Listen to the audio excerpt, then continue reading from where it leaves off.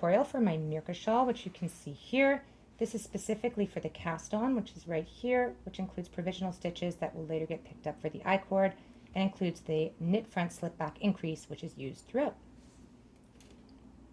I've got a longer tail than usual because I'm going to be using this tail to create my provisional stitches, and I'm going to start by putting a slip knot on my working lower needle.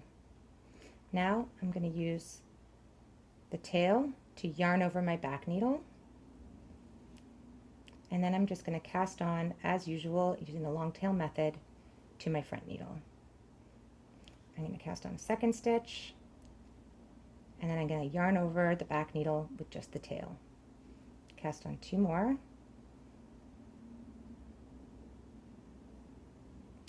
yarn over the back needle, 2 more, yarn over the back needle, and then 1 more stitch. This gives me 8 stitches on my working needle and 4 stitches on the back needle. And now I'm going to take my knitting tube for holding my stitches, attach it to that back needle, and pull it through my provisional stitches and keep them on hold.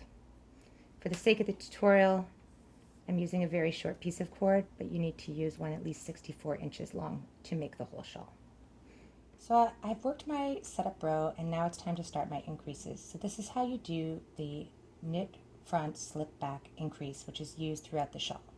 So first things first, I'm going to wrap my working yarn around my knitting cord to create a provisional stitch at the beginning of the row. So you can see that right here.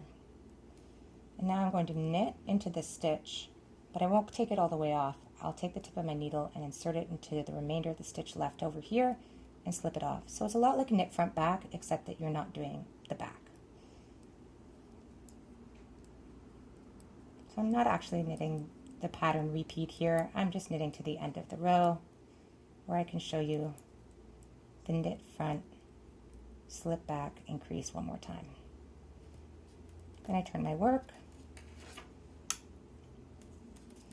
And once again, I'm going to take my working yarn and make sure it wraps around this cord to create a provisional stitch at the beginning of this row. And in fact, you'll do this on every row, even your bind off row. So you'll wrap it once and then do your entire bind off, and then you'll have all the provisional stitches that you need to work the striped I-cord that goes along this edge. And that's everything you need to know for the Mirka shawl.